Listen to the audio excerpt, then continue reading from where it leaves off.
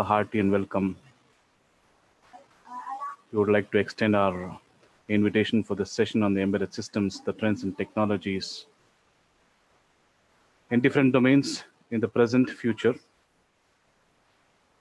Is my screen visible?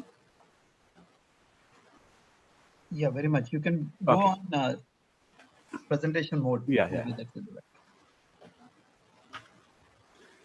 Okay. So before we start, so let's see what we have in store for us today. So we will just touch only one slide on the embedded systems because the forum is expected that they know quite well about the embedded systems. So we will do the SWOT analysis to know the different strengths and weaknesses and the opportunities and threats that we have for the embedded systems today. So we will be touching upon 5 major domains, their applications, and we will end our session with summary of technologies to upskill.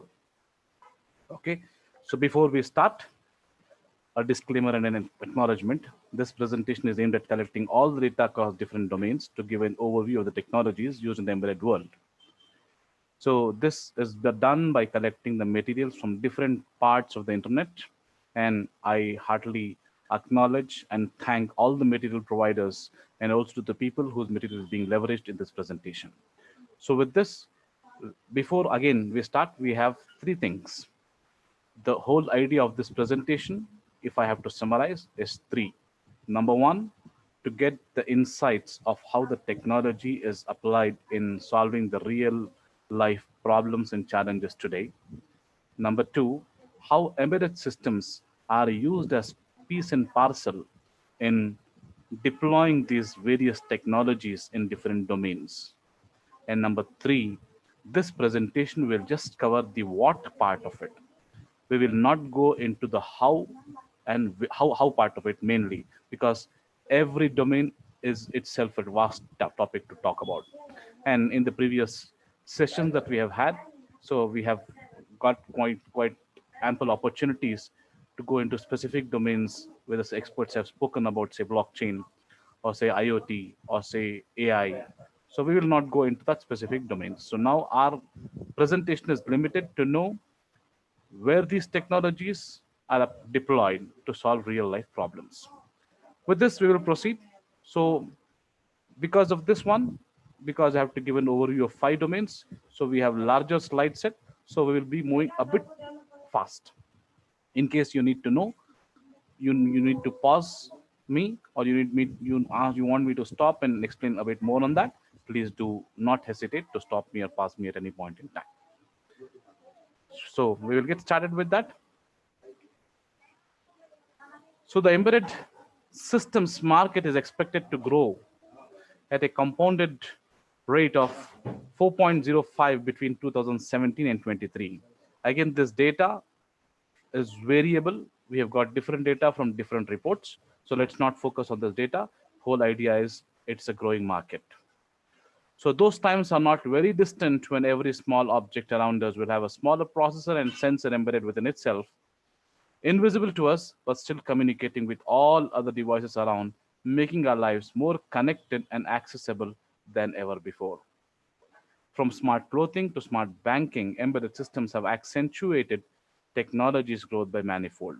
So let us try to understand what are the factors that are really accentuating this growth of embedded systems in our day-to-day lives. So number 1, we have ubiquitous computing, which is also called as pervasive computing. So it was a buzzword before IoT came into existence. So the whole idea, if I just give you an example, you'll be able to relate. You will get a call. We have a smartwatch and we have a normal mobile smartphone. So whenever you get a call, you first get a call on the smartwatch, and you select, okay, I want to answer this call, and then automatically the call gets switched to your phone. So ubiquitous computing is aimed at weaving the device, weaving the technologies across, which you will not even come to know. So the good examples of that now are Apple's Watch and Fitbit, smart speakers like Amazon Echo, Google Assistant, or Apple HomePod, smart bulbs, smart locks. All these things are great examples of ubiquitous computing with Amazon and Google into the space now. So there is much more to come in the future years. There are intelligent devices. Now every device is being trying to make either the D or the N or the A. Either the devices are having sensors so that it starts populating, it starts giving data, or it is trying to behave as a network where you will be able, it gives a connectivity to you, and or it can have an application to talk to these devices. Again, all this are coming together to form the IoT system. So before that, there is one more thing called a cyber physical system. So it has, all these are the topics in itself. We will not be touching into it. So the CPS, whatever is referred to as the cyber physical system, is based on the information processing computer system which is embedded into a product like a car. So if I have to give you an example for you to make it easier, so we have a ABS, anti-lock, anti-skid braking system to control the brake force.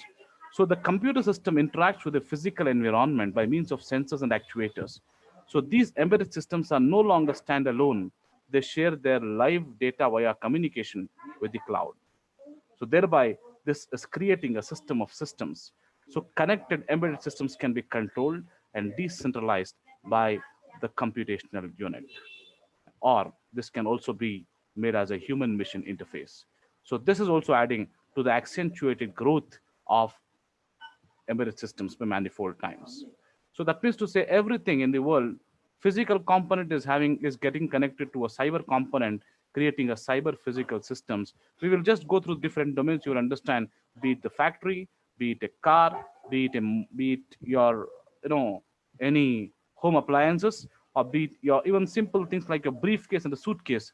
Everywhere they are trying to add the cyber component to these physical systems, making the cyber physical system. Again, this is a topic in itself. We will not go into it.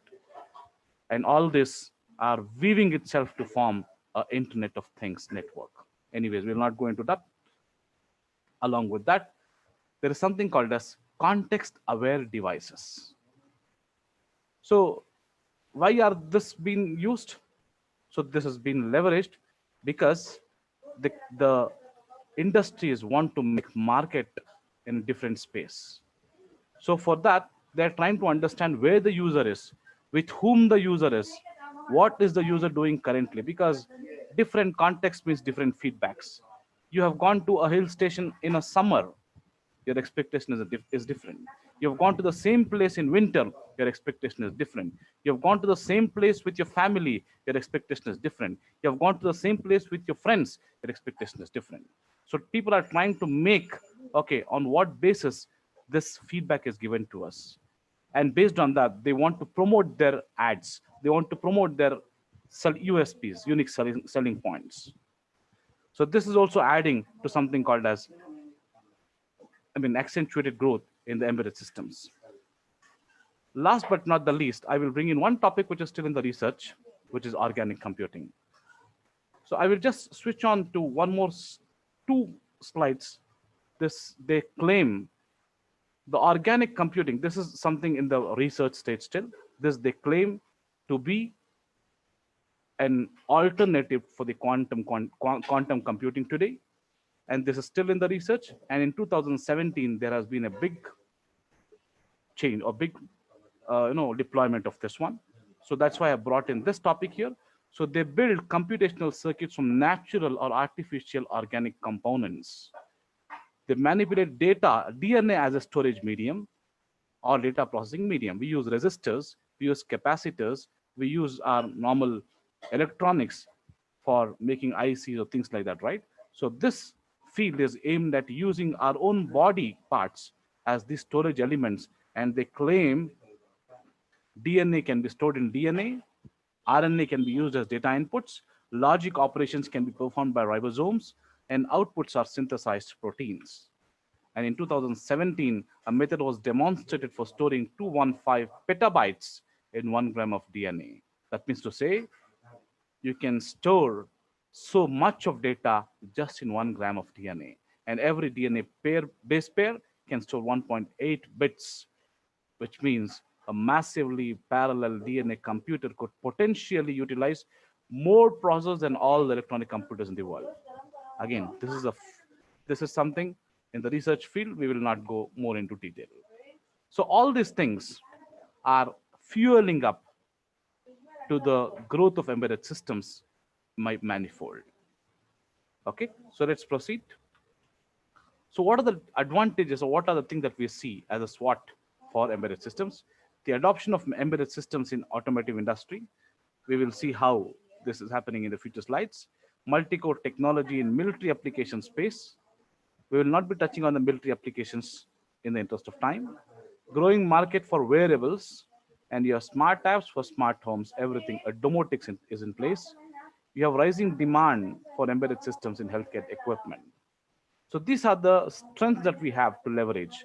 And the opportunities for that is we have the growing impact of IoT, the increase in the adoption of embedded systems in smart cities.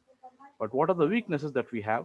You know, so many devices are connected across the world, and the biggest flaw is the security, which we keep hearing about every vulnerable every now and then, right? So this is the weakness that we have, and the complexity in the designs are the threats. So just one slide to tell because we are talking about embedded systems. So three main component of an embedded system. It embeds hardware so as to give computer-like functionalities. It embeds main application software, which is into a flash. It embeds a RTOS. Again, need not be all have this one. There are bare metal where bare metal embedded systems where you don't have an RTOS, but in general speaking, we have typically an RTOS which will take care of, which is an efficient bus which will take care of execution of concurrent tasks. So an embedded system again can be an independent system or it can be a part of large system. Embedded systems. So now coming directly into the topic. So we have different domains where embedded systems are deployed. Starting from the consumer electronics with the music players, digital cameras, DVD players, and the plethora of devices. Medical electronics, we have patient monitoring, surgical equipments, stethoscopes, everything. We have automation, copier, fax machine, printers, scanners everywhere. We have telecom, your routers with switches, bridges, cellular, all these things will use embedded systems to deploy the technologies. In the military, in the automotive electronics, in the industrial controls, and in the remote automation, including HVAC, home automation like domotics, and utility meters like your electric, your water meters. So we will just upon 5 domains in this one so that you understand how this has been leveraged in the real life. So in the automotive domain, this is where the embedded systems were used earlier. So you see, this is the present day industry, what you are seeing here. So as and how we proceed, we will also see what is the future of this one looking like. So we have adaptive cruise control system. Again, I will not go deep into each and everything. This is just to give you an idea where all the embedded systems are applied in automotive domain now. So adaptive cruise control, sensor cluster, your gateway data transmitter, your force feedback accelerator pedal, your door control unit, sunroof control unit, reversible seat belt, seat control unit, brakes, closing velocity sensor, side satellites, upfront sensor, airbag control unit. These are some of the places where things have been in use, embedded systems in use in the automotive domain. Going forward, they say 70 to 90% of all innovations in the vehicle development are nowadays based on embedded systems. That is why 30% of the price of a modern vehicle is caused by embedded electronics. Until 2020, in fact, this was done before COVID, so so COVID is an exception. So it will rise up to 35 to 40% going forward in say 2021. So there are two parts to it. One is the driver assistance systems, which you can see on this side, and comfort and convenience, which you can see on this side. So for the driver assistance systems, There are lots of things that are going on, like your digital radio, mobile phones, night vision, lane warnings, and tire pressure monitoring. All these things, the embedded systems are being deployed. And on the other side, the comfort and convenience, be it your telematics, be it your rear seat infotainments, your multimedia systems, all these things are one part of the game where different players are into picture. Automotive industry, these are the seven different places where there is a big work going on. So in chassis system, for mainly for the ABS system, where it wants to prevent the skidding. So it has to be locked in a brake situation. Again, airbag systems, it is expected whenever there is an abnormal situation that has been detected, it should inflate in about half a millisecond after the crash. Which are the abnormal situations? That itself is a chapter by itself.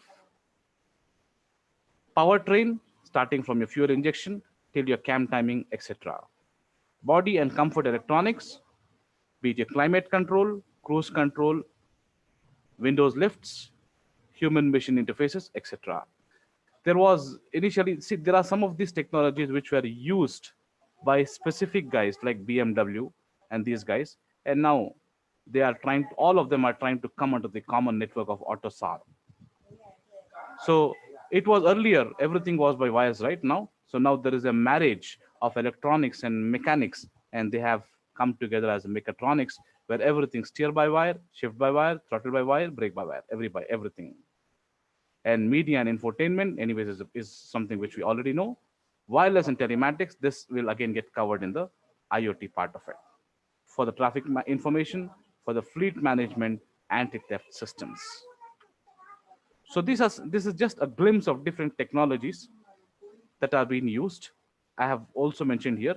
Anyways, this presentation will be shared. You can go through these things if at all you are interested in automotive domain.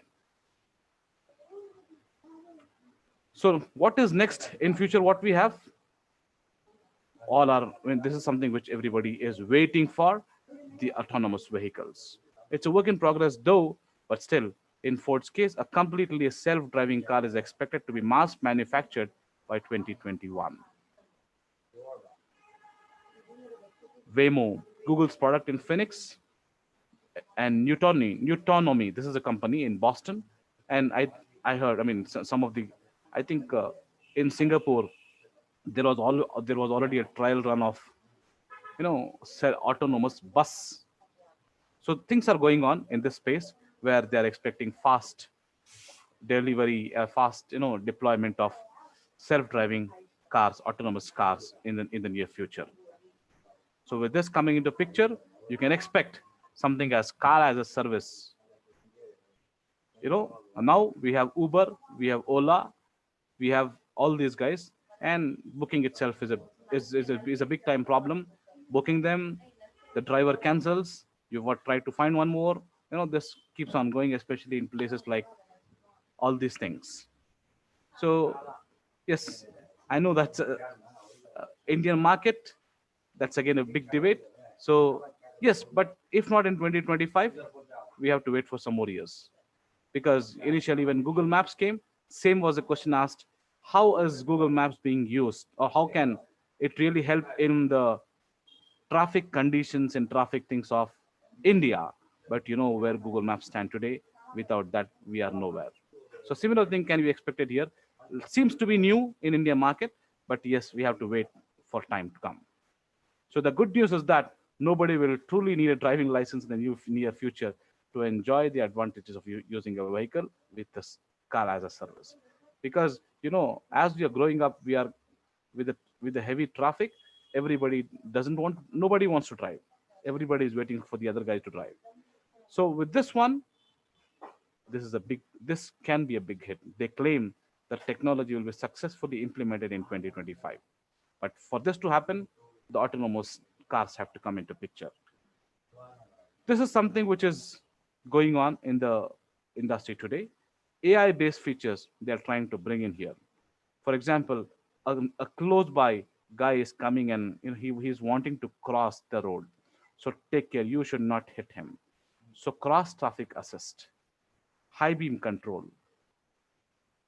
radar fusion center, blind spot detection. Most of the accidents, especially in the Indian roads, happen because of blind spot detection. So through AI, it will tell you, boss, there is some vehicle which is about to come. Do not take a left. Do not go in the blind spot region. So your side impact assist, if at all you're taking left turns, how can this be? How can you save your vehicle? So this way, you will be getting feedbacks on your screen that go this way, go that way. I don't know if it's a distraction for the driver or it's a, you know, it's something good for the driver. That's a different topic to debate. So such as automatic braking, collision avoidance systems, pedestrian and cyclist alerts, cross traffic alerts, intelligent cruise controls are some of the lesser features being powered by AI. So they claim that there is something called as OnStar already in the market.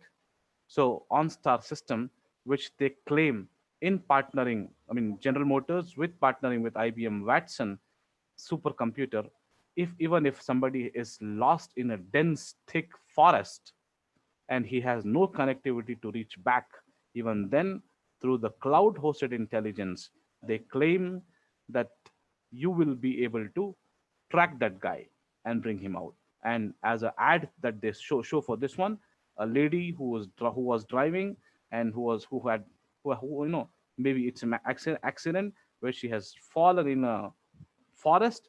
From the space they capture and they bring her out. That was the kind of thing that is expected from cloud hosted intelligence.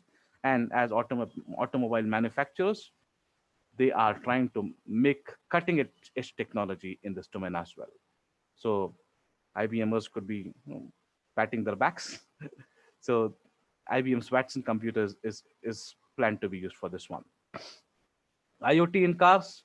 So this is something which is already there, and in this is one of the niche and hot markets where people are working on this one, so that it could help send data directly to the manufacturer or dealer. In fact, this one is one of the common use cases where, for example, you have your elderly parent, he is driving the car, and you want to monitor it to make sure that the fuel is correct, the speeds are correct, if he is going in wrong directions, and you can just get this data on the fly, and you can tell him your fuel is getting empty. Please go and get filled in this petrol bunk. So this kind of technology is coming in picture where you can monitor your vehicle wherever it is in the world. So cars smart sensor could also help in detecting medical emergencies in the vehicles. Further, right now all our insurances are fixed. But now going forward with the AI technology coming into picture, a company called as Noto is making cloud-based system that will help insurance companies to keep track of driver alertness, near misses, unsafe driving habits. So your driving habits will also be a factor in determining your next premium that you're supposed to pay. So it will be a different premium for Shahid Bhai, it will be different premium for Zakir Bhai. So everybody based on my driving habits. So there are different players in this one now in AI, in automotive. All these guys have come into picture. So as we proceed in the telecommunication domain, so 5G, now it's 6G is in, you know, uh, they are trying to work on 6G. So 5G vision, so it's all about your connections. I will just show one video, which it's a 2-minute video, which will tell you different applications that are being used in this 5G.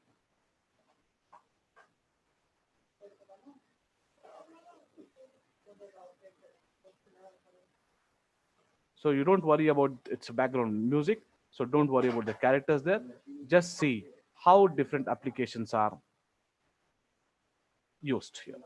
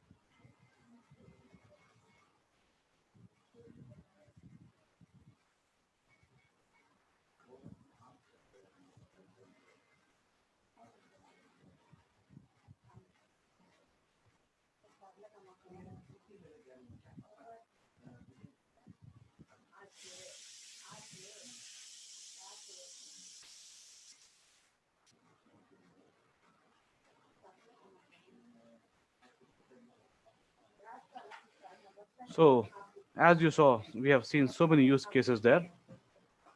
And with the 5G, with the different embedded systems, you are able to connect to different people to bring in many things. And out of that, what was not shown, a domotics, connected house, your smart parking, your entertainment apps beyond imagination, security and surveillance, car-to-car communication, your water quality detection, utility management, smart wearables, smart mobility. Everything is a part of 5G vision. So maybe in one of many use cases that we saw, I really liked one, which was about that, you know, different languages. This is a common thing. We can, mashallah, make use of this in our bayans also, where different guys are speaking in a different language and you want to understand that. Okay, so we shall proceed. This is one of the real use case. It's easy to forget that roughly half of the world's population still doesn't have internet access, which the United Nations has declared to be a human right. So for this to happen, especially in countries like African countries, so there they are doing data hovering.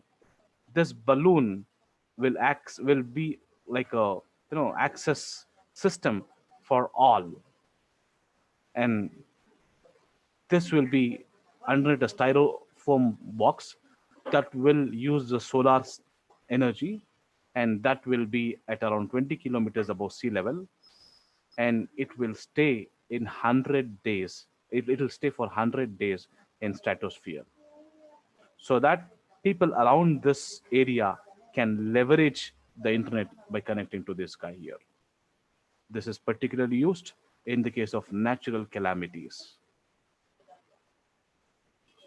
A company which is driven by Elon Musk, SpaceX, is working on a satellite-based system, while SoftBank is backing a startup that uses blimps. One day soon, with these kinds of technologies, sorry, anybody wants to speak? Yeah. So one day soon, perhaps as a result of all these sky-based internet technologies collectively offering their solutions, internet might be finally an accessible dream to everybody in the whole world. Again, because of we saw this is the weakness that we saw, so the opportunity exists for cybersecurity. We have so many botnets, cobots, chatnets, everything.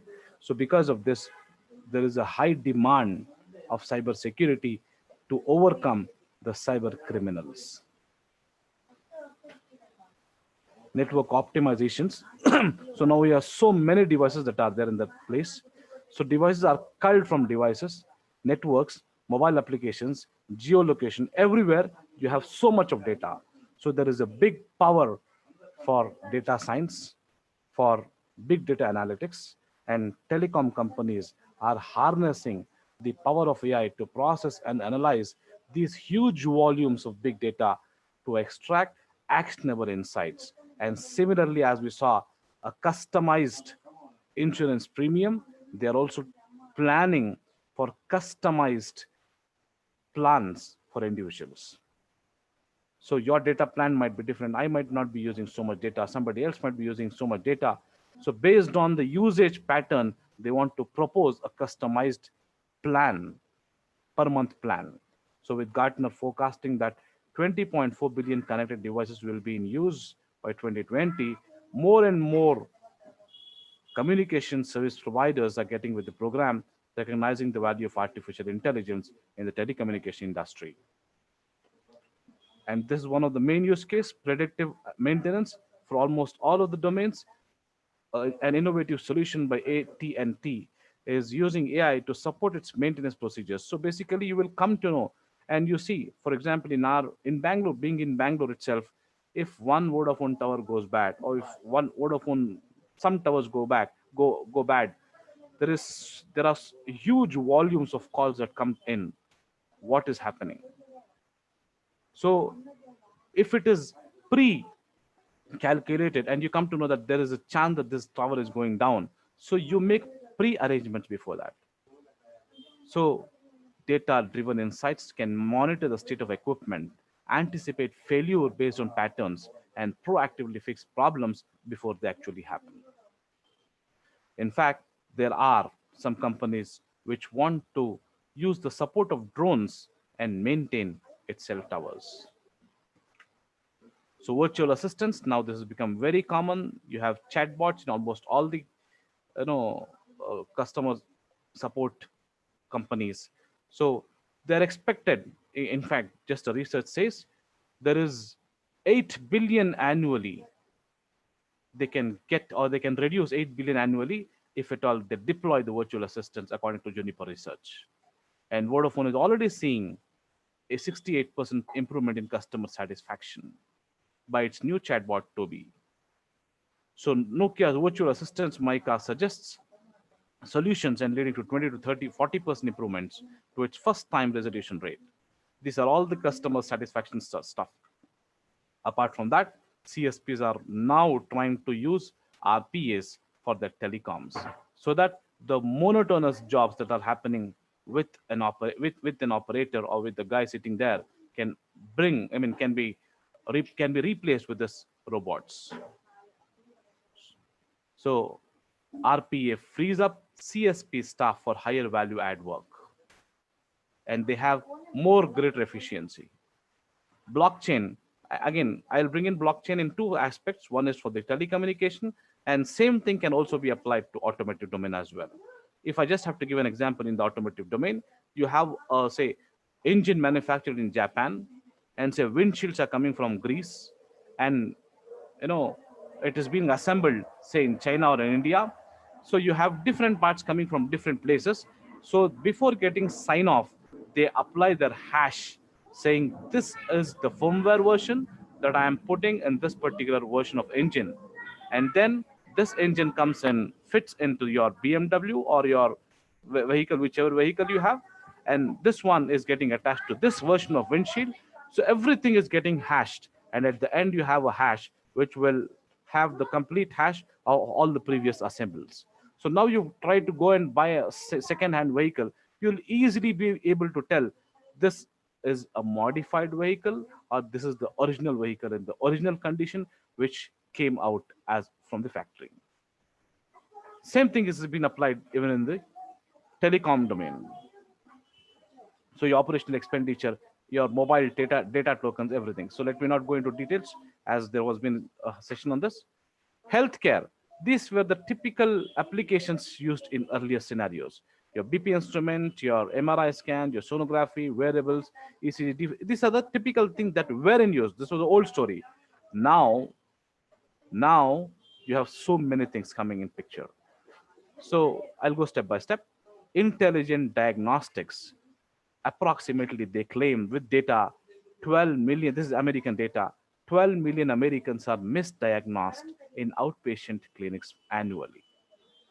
And practitioners face increasingly high stakes in events of misdiagnosis and mistreatment because they can sue at any point in time, right? Here, at least in India, we don't have this thing, but in abroad, this is something which is common. They're just they have the authority to sue you. So under the traditional pathways of diagnosis, practitioners are forced to take critical decisions. Their intuitiveness is coming into picture. Now, technologies like IBM's Watson again are learning to recognize patterns in imaging and text in electronic health records, and they try to make the diagnosis more accurate, be it your coronary artery diseases, CADs, or your cardiac specialties, or your X-rays. Everything can be directly visualized with the patterns of lots of billions of data that is available on the on the in the market, and they will be able to predict this can be a precisely this particular cancer. May Almighty save all of us from this. So, or this particular thing can be of this particular abnormalcy. So, physicians can now non-invasively, without cutting your, without getting the blood, without touching your blood, so can assess the presence of CAD in a single visit without radiation, exercise, or pharmaceutical stressors. Right now, you want to get something, they say you get the diagnosis of this. You go to a lab and they take the sample. It has to go to it, the biopsy will be done, and it will take its own sweet time for you for the results to come. And then you take the results, come back to the doctor, get what exactly has happened. Again, all these things, the accuracy rate is low. With this, your AI and ML coming into picture, everything can be done in one single visit. It delivers an improved diagnostic solution previously available through invasive, expensive tests. So this is a company which is working for that, analytics for life. Further, now you know the status of COVID itself.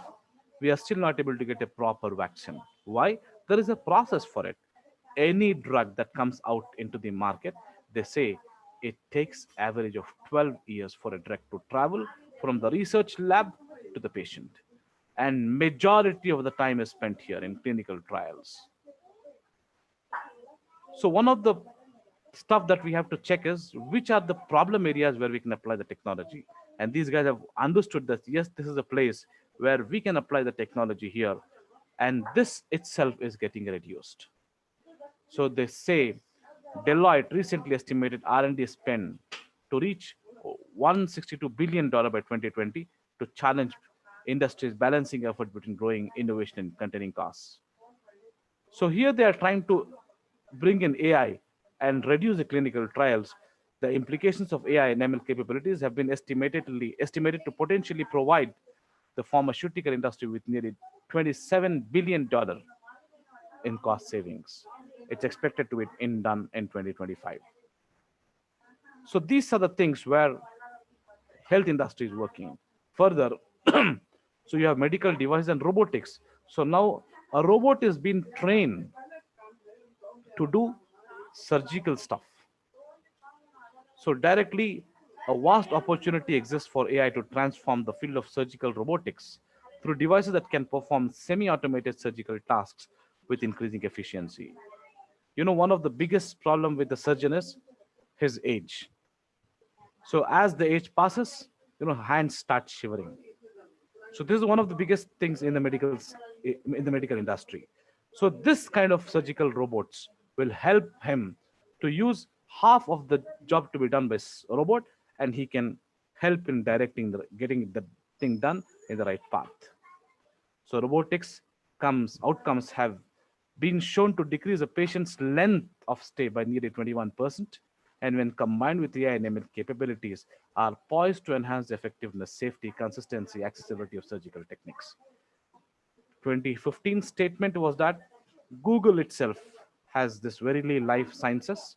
It has partnered with Johnson Johnson, a medical device company, to further advance medical robotics.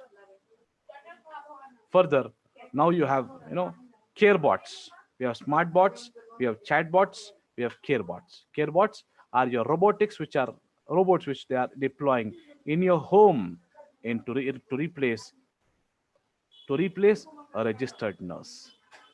A register, the cost of registered nurse, it's up to 40 to 50,000 in India, in Bangalore, per month.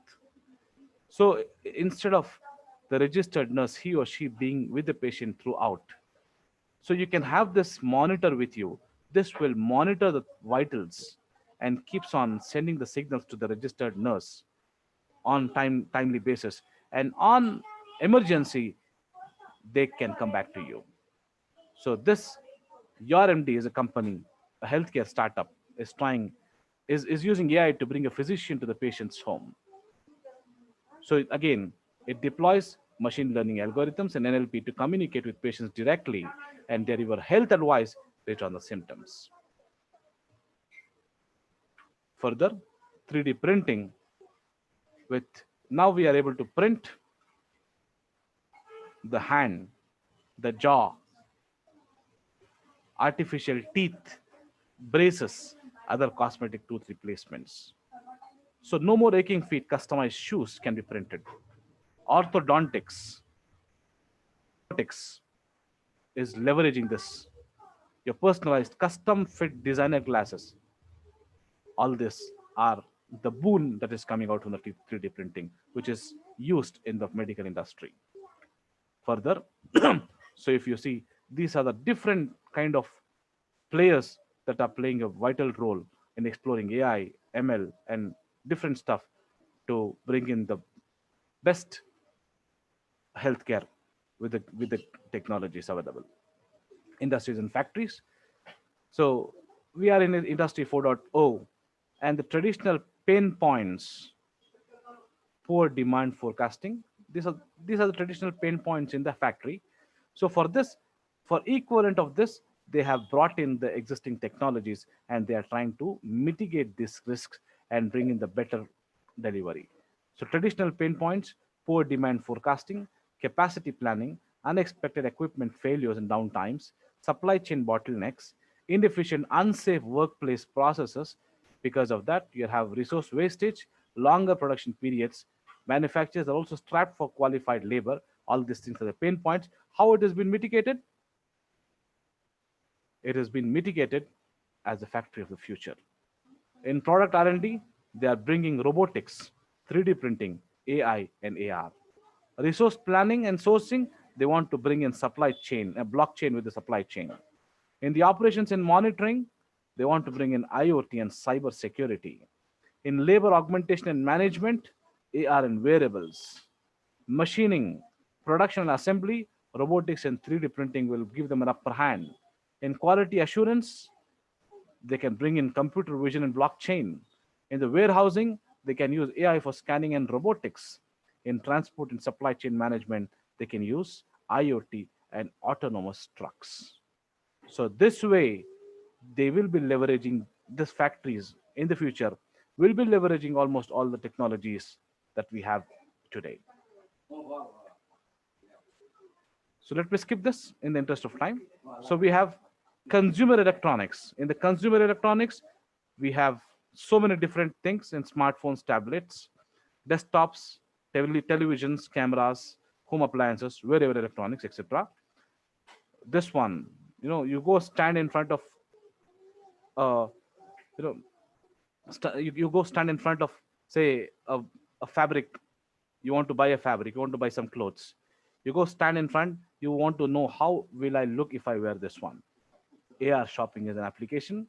You go stay there, you walk in, you use a smart glasses, you can get real-time product information and see how it will look on you. How it look on you. This guy has worn this one, and if he wears, this is how he looks at. So you like that, you pay it and buy it. You don't like that, you leave it there. The role, this is again already in the market. So we had the big problem that many people had this big size TVs, monitors. So, but houses were small, so they were not able to afford or buy this. So There came an innovation where they can roll this one, and you can make this as a showpiece in your home. The 65-inch TV from LG actually just rolls down itself into its own enclosure, and press a button, it'll become this one. And if you press a button, it'll become your calendar. This is an innovation. AIRTRICITY, now we have so many Bluetooth devices. Now, charging them is a big problem. So for that, they have come out with something called as electricity through the air, the AIRTRICITY. So you keep all these devices within the given radius, say 80-foot radius, and all the gadgets will get charged at once. Again, this is not in the market still. This was demonstrated in the CES show in 2017 or 18 maybe. A drone, it's as low as a price of $99. So you can program it with your MIT Scratch language. Of course, we have to wait till the draws settle down, until the laws settle down. Telo this is called as a Telo, and this one, once the laws are finalized, you can have a drone at your home with 5,000 rupees, and you can program it. Flusher, Alexa has entered the washroom as well. So you can, people are using this. Though it might be, very embarrassing to tell this one, but still they claim that you can ask it to flush, lift the seat before you start, activate the warm or ice cold water bidet, spray, and demand it to play your favorite music to get right mood so that you can take your extras out. The cuddler, this is a robot. They say it can simulate the human breathing and impart soothing sounds. It can play lullabies for you to give you good sleep. Further, this is a follower. They claim you can just walk without taking this luggage. Go, and the luggage will follow you. Smart luggage is so yesterday. Now, next, this is the luggage follows wherever you go. Travel made robotics, 90 funds puppy one are suitcases that follow you and never bang into anyone or anything. I don't know in India whether it will follow you or it will follow somebody else. So further, we have this was one of the trends in the CES show in 2018. So lots of things were displayed in MEMS, micro electrical mechanical systems, which were the driving force. So your air nose is company, wearable pendant, airbatic. It was designed to sniff out gases that reveal the wearer's blood glucose levels. Through this one, one is able to get the home air quality, detect harmful gases in the home or factory, odor detection. This was something missing in today's world. You can even detect the odor, your fragrance, your smell, and you can also get the output from your refrigerator, see whether this is fresh one or this has gone bad or this was stored for some days and now it's been served to you. And you can take something from the grocery store and see the freshness of a given vegetable through this one. Ultrasound, now it has become home ultrasound devices where they are trying to use the MEMS device and bring it to your home. Further, EEG, which itself was, a very some proud. It was itself inaccessible to many of them. Now, a company called as Urgonite, they have come out with a wearable headband. It'll record your EEG, electroencephalogram of your brain waves, and then it'll tell you which are the good sleeping habits to you. It'll do a personalized brain training exercise to improve your sleep. Further, one last thing. So this is one of the things that is going on where using your AR and VR, eye tracking has become a norm. You see at something, that means to say you want to do something. For example, you see a fan, so either you want to switch on the fan or you want to switch off the fan. So you see at fan, your eyeball are being tracked, and then the options are displayed there. You want to switch off or you want to switch on. You see a TV, you know these are the different options available. You want to change the channel, you want to change the volume, increase the sound, decrease the sound, switch off, switch on. So all these options are shown to you, and again, based on your eyeball tracks, they are tracking the eyeball, and the options will be selected for you. I have shown the, I've given the video. I mean, I have also shown the, given the video link here. You can go through this. So people have are doing this something now. So this was the thing that the application side, and two, three slides I have to close. So the, if you see in summary, the 34 most disruptive technologies that we have are all listed out here. Blockchain, and we have IoT, we have smart robotics, we have machine learning. This was old data, but now, as you see, the 2018 and 2019 both I have captured here. If you see into, let's go 2018, 5G, AI, deep neural networks, A6. Now, ARM has already come up with this one. Smart robots, your automotive mobile robots, IoT platform, deep neural nets, digital twin, connected home, mixed reality, edge AI, blockchain for data security. These were all to be expected to be 5 to 10 years. Sorry, some of them like 2 to 5 years. Deep neural nets. This you can just Google and you'll get it done. Virtual assistants, 2 to 5 years, which are already there in the market now. In 2019, this came to this one. So edge AI is still something to go. Edge AI is something to go in 2 to 5 years. 5G, something again in 2 to 5 years.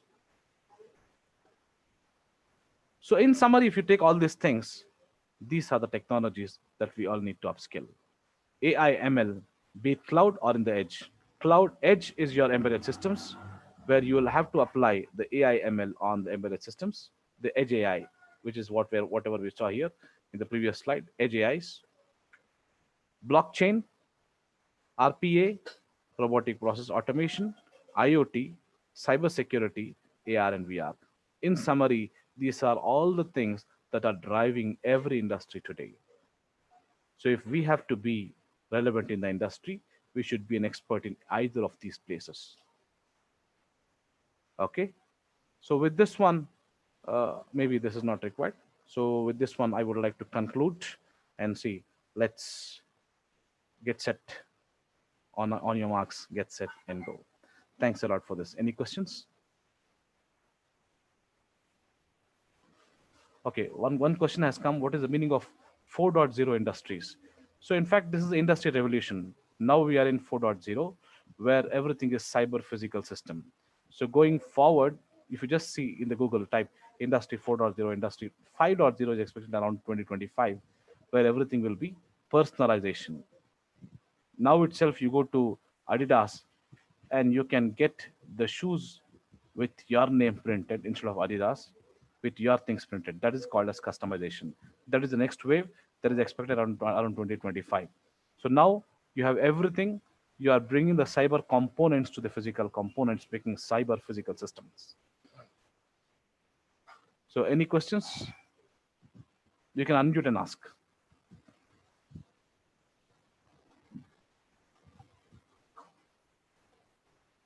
Zakir bhai, I had one question. Yeah. You spoke about automotive electronics, AutoSAR and stuff. So if someone wants to get exposed to these technologies, Yeah. are they available? Do we have some courses on AutoSAR, or it all comes with a license? That maybe you are the right person to answer that question. Yeah, because I have not come across any like online courses for AutoSAR. It's mostly done in organizations, but for someone who wants to learn it as an outsider, I have not come across courses, but perhaps you might be knowing. Maybe even I have not come across free courses available for this one. Again, that's the industry standard and norm that I have just mentioned there as AutoSAR. Yeah, AutoSAR and the CAN networks and all Correct. that. Exactly. Yeah.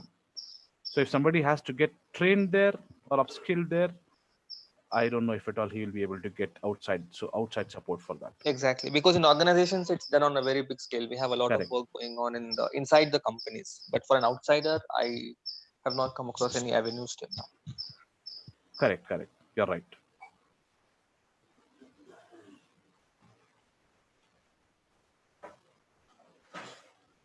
So one question, Zakir bhai. Yeah. So if somebody is from like electrical background or mechanical background, how easy for him to get into embedded system to enjoy these innovations that are coming in? It's very easy. Now, EE guys are doing courses on Coursera and trying to get all the knowledges that are required. Yesterday, we just had interviewed some guys from Manipal. Most of them are coming out with the resumes they have done basic courses from Coursera, and you will have to just upskill yourself. Okay.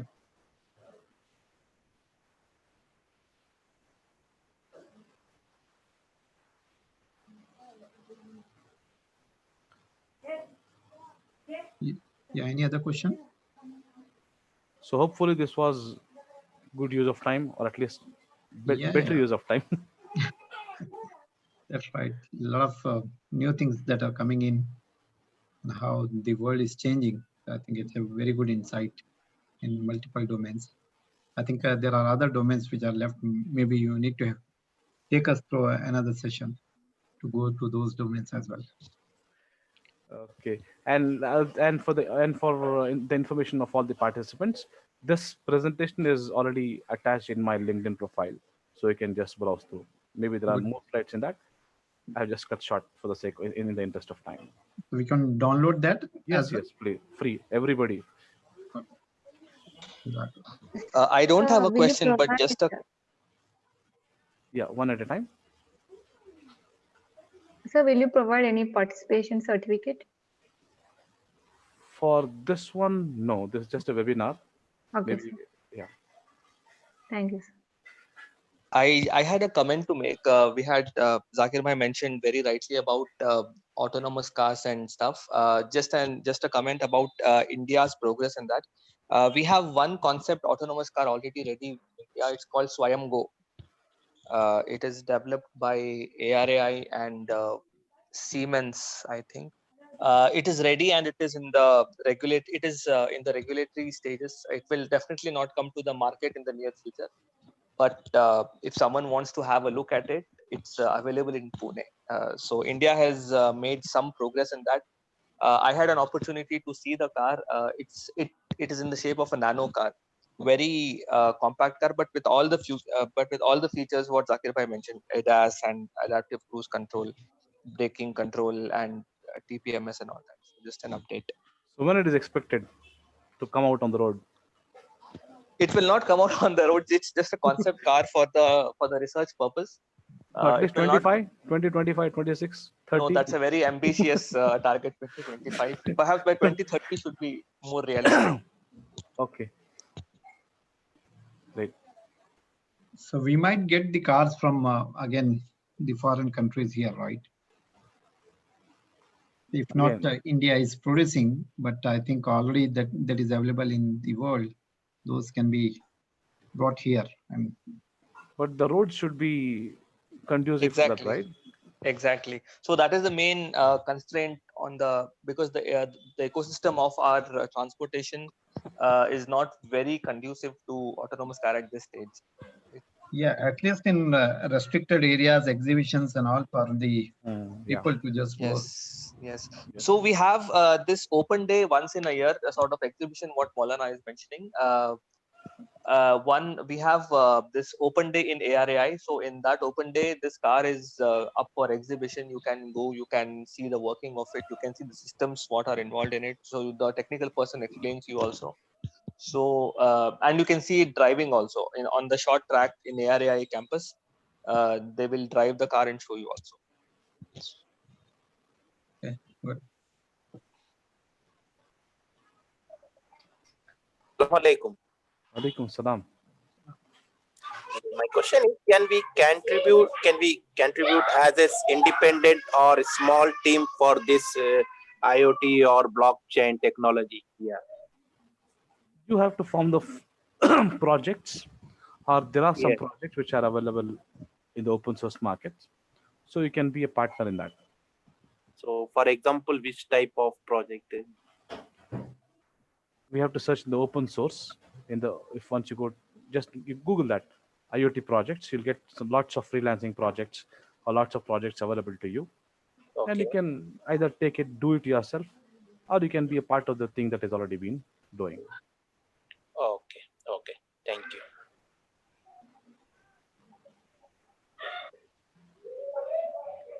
Any other question?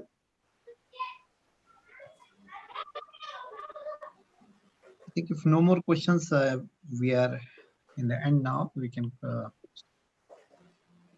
close this session. I think let me take the opportunity to thank Zakir Bhai. It was wonderful session, very insightful. A lot of opportunity for any person to get into this field. And I think other participants, I request you also, if you want to share with us on your expertise, you can reach out to us so that we can have a webinar from you guys as well. So I think we are good to go. So we have used our time more efficiently in our weekend. Thanks a lot. Thanks a lot. Jazakallah. Opportunity as well. Yeah, thank you. As it is said, the presentation is going to be available in YouTube as well. Tiny URL. Jazakallah. Oh.